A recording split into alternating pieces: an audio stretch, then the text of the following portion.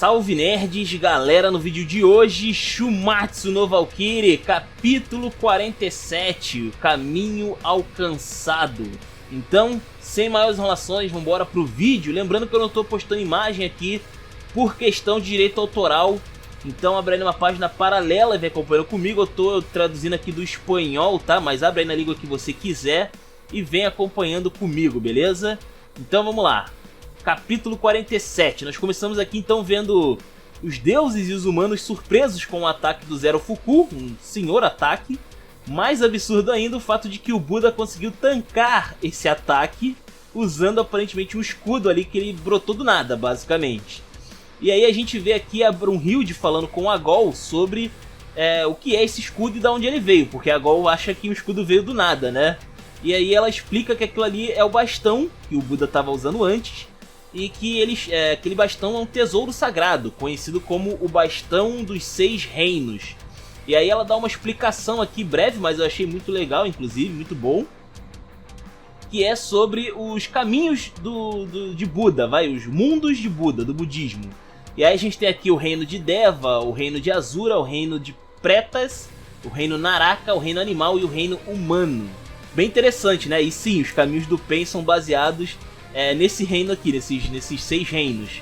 E acontece que aquele Avalokitesvara que ele tinha falado no capítulo passado, aquele Avalokitesvara na verdade é uma espécie de protetor dos reinos, e ele tem um nome diferente em cada reino. Nesse caso aqui é o reino de Asura. Mas enfim, a gente tem aqui, cara, é bem bonita essa arte aqui dos reinos e tal, é bem bonito, achei bem legal isso daqui. E aí ela explica, né, que o bastão ele se transforma de acordo com as emoções de Buda. Ou seja, ele passou por algum momento ali, algum perrengue que fez ele usar o escudo, basicamente, né? E aí a gente vê aqui a Gol, né, apontando uma coisa muito interessante de que se a arma responde às emoções de Buda, então ele não pode controlar ela, né, teoricamente falando, já que ele é refém das próprias emoções, por assim dizer, né? Dependendo da emoção que ele tiver, e pode virar até uma arma errada, dependendo aí do que venha a acontecer. E aí a gente vê aqui o Buda, né, zoando o Zero Fuku, falando que a puberdade do Zero Fuku é um pouco quente. Opa, calma aí, calma lá, meu amigo. Aí ele fala que se assustou, né, então ele teve que sacar esse escudo aí. Bem interessante, então foi o medo, né, foi o medo que fez ali ele sacar esse escudo do nada, bem interessante.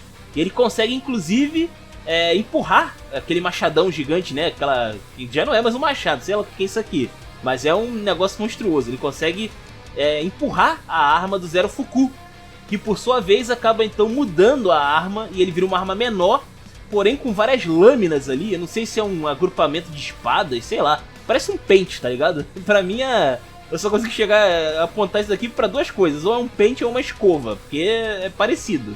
É bem bizarro isso daqui. Então, com a arma alterada, né, o Zero Fuku ali parte pra cima do Buda mais uma vez. Só que dessa vez o Buda ele troca de arma de novo. Em vez dele ter agora um escudo, agora ele muda pra uma espécie de porrete, né? E aqui a gente vê o mantra dessa vez também muda, que no caso aqui é o Bastão dos Seis Reinos, segundo reino. Reino animal de Hayagriva, o cabeça de cavalo, Nirvana. Hayagriva é um outro nome no caso do Avalokitesvara, né, que ele tem um nome para cada reino, como eu falei. Então, bem interessante. Basicamente ele vira aqui uma espécie de porrete, né, uma arma muito parecida com o que a gente vê o Kaido usando lá em One Piece, tá ligado? O que eu acho bem irônico, porque geralmente nós que tocamos o Nirvana, mas na verdade aqui o Nirvana vai tocar alguém, né? Vai ser uma senhora porrada, seja lá o que vem acontecer. Bem interessante, né? E aí a gente vê o Buda indo de encontro com o Zero Fuku, parece que eles vão colidir seus ataques. E aí o pessoal fica ali, nossa, ele vai atacar de frente, né? Acho que isso não é uma boa ideia, já que o Zero Fuku tem, em teoria, a arma mais poderosa. Só que aí o Buda ele faz uma parada bem interessante, ele desliza por baixo do Zero Fuku e acerta um golpe ali na barriga dele, né, o que surpreende o Zero Fuku, ele não estava esperando por isso, e ele cai no chão ali com a barriga sangrando. O Ares, novamente, olha aqui a situação e não entende absolutamente nada do que está acontecendo. Pra variar, não é mesmo? E aí a gente vê aqui o Zero Fuku agonizando aqui, né, sentindo dor na barriga, Na verdade, assim, o Buda não bateu na barriga, meio que ele só espetou, só deu uma espetadinha de leve, basicamente é isso. Zero Foku tá de boa, morreu, mas passa bem, vai. E aí a gente vê aqui a explicação do Hermes sobre o que rolou ali no ataque, né, sobre essa jogada de mestre aí do Buda. E é engraçado de ver que o Ares fala, não, eu sabia, eu pensei a mesma coisa, sério. Não, sério, acredita em mim. Muito bom, cara. Aí, só o Hermes mesmo pra alegrar meu dia nessas partes, muito bom. Aí a gente vê aqui a Gol, né, bem feliz sobre o Buda ter conseguido ali trocar pra uma arma que funcionasse pra aquela situação. E ela acaba se perguntando, né, qual foi o tipo de emoção que ele sentiu pra ter essa arma. E aí a Brunhilde fala que ele não estava pensando em nada específico. E que ele vive como ele sempre quer. Afinal, o Buda-sama é o adolescente mais forte da história. E aí a gente vê aqui a Gol questionando, como assim ele é o adolescente mais forte da história? Que história é essa, né?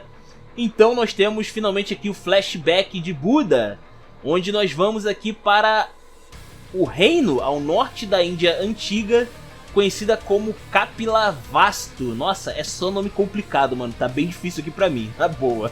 Me ajuda aí com o like porque tá sinistro, e com a inscrição principalmente. Enfim, nós temos aqui então duas pessoas degladiando aqui com espadas, e uma delas aparentemente encurralou a outra. E a gente vê que essa pessoa é ninguém mais, ninguém menos que Gautama Siddhartha, aquele que viria a se tornar o Buda no futuro. E aí a gente vê um pouco aqui sobre vamos dizer assim, a vida dele, vamos dizer assim, né? E cara, ele é aquele cara que nasceu com o cu virado pra lua, não tem outra explicação aqui. Basicamente, ele a gente tá falando aqui da Índia, lembrando, né? Então tem aquele sistema todo de castas e tal. O Buda, ele é um Brahmins, acho que é assim que fala. Ele é, no caso ali, o topo mais alto das castas indianas. Ele também tem a melhor roupa, ele tem a melhor comida, tudo é servido do bom e do melhor. Ele sempre viveu do bom e do melhor, basicamente. A melhor educação e por aí vai. E acontece que a gente vê aqui mais pra frente ele falando com o pai dele. O pai dele que é o rei daquela região ali, que é o Suddhodana. E acontece que ele fala sobre a origem do Siddhartha. Ele fala ali que quando ele nasceu, os deuses, no caso, profetizaram de que ele seria o rei do mundo, vamos dizer assim, no futuro. Ele seria um cara que, aonde ele fosse, ele dominaria o lugar. Ele conquistaria tudo do bom e do melhor, sabe? Ele sempre teria tudo de bom na vida dele. Nunca faltaria nada pra Buda, basicamente. E, bom, ele fala aqui que o Buda ele vai crescer e se tornar um ótimo rei, né? E que, tipo assim, ele está bem com isso. Ele pergunta, né? Se o Siddhartha está de boa com isso. E o Siddhartha aceita esse fardo. Não, beleza, vou me tornar um rei e tal.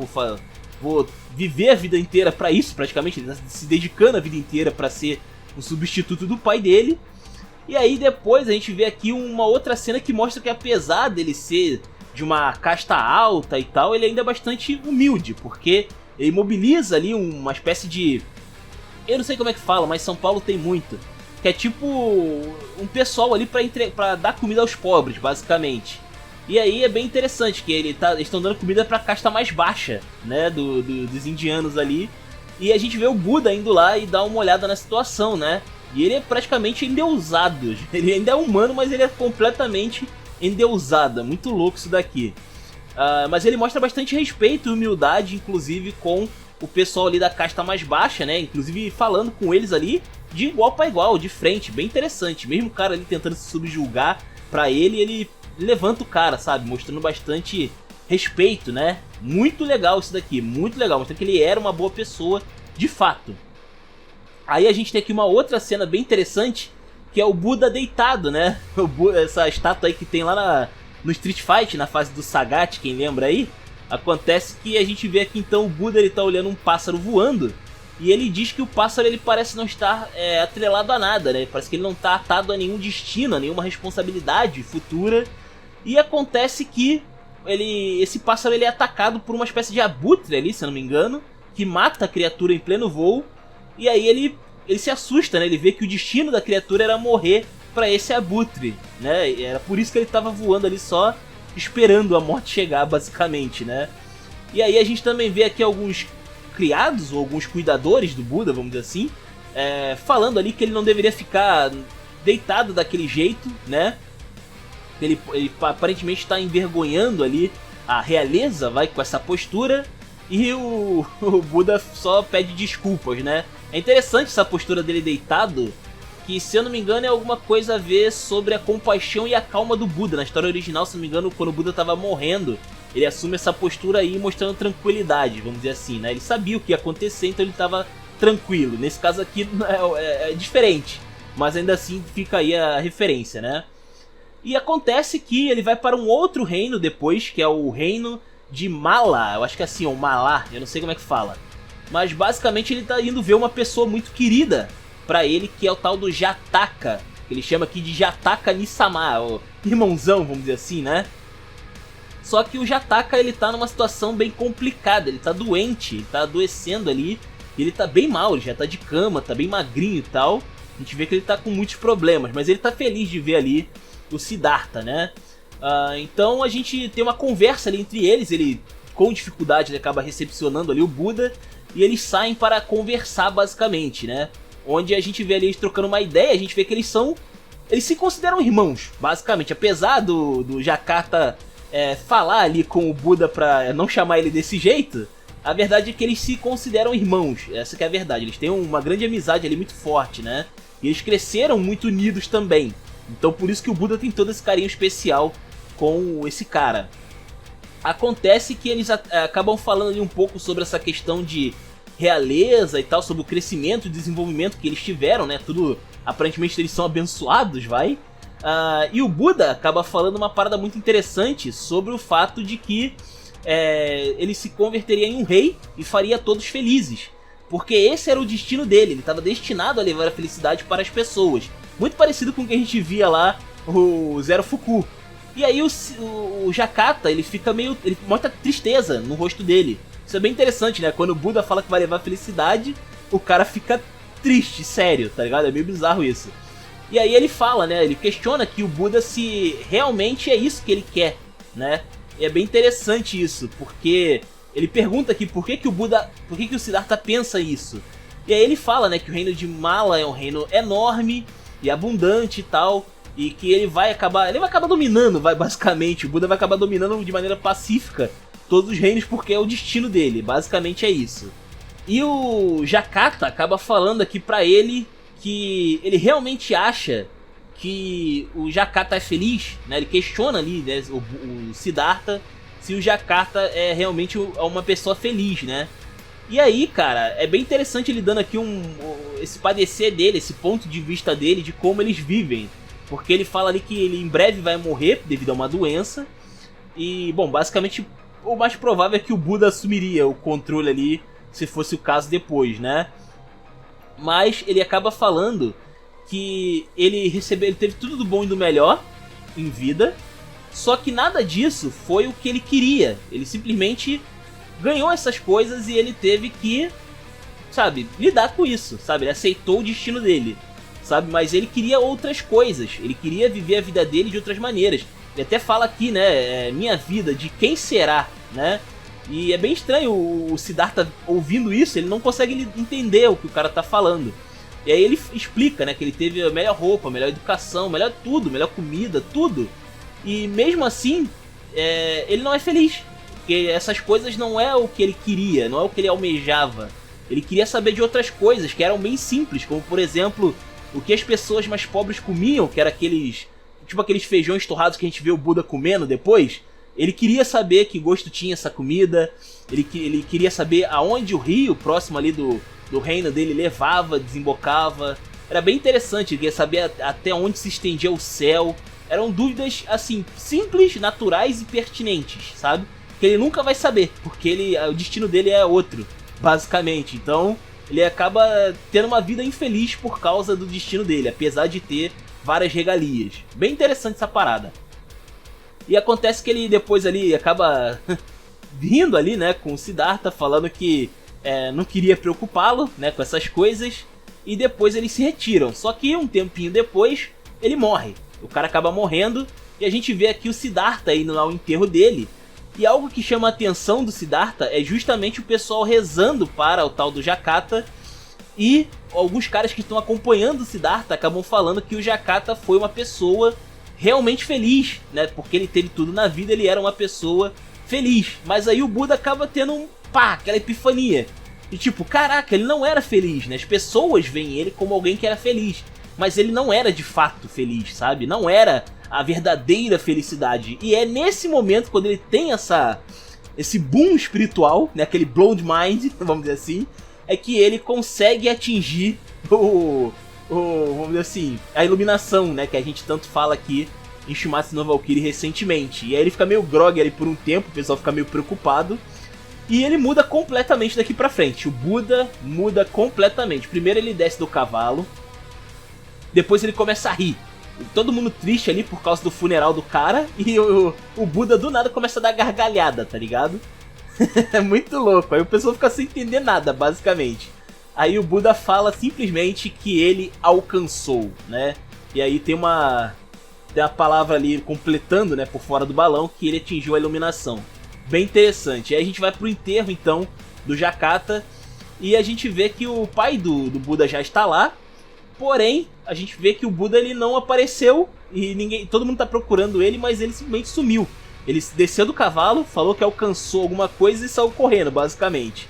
Só que aí ele aparece momentos depois no enterro do amigo, só que dessa vez jogando flores e com uma roupa bem mais despojada.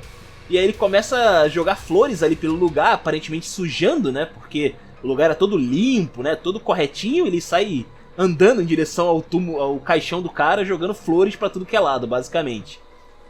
E aí todo mundo fica apavorado ali, sem saber o que tá acontecendo, o cara pirou de vez.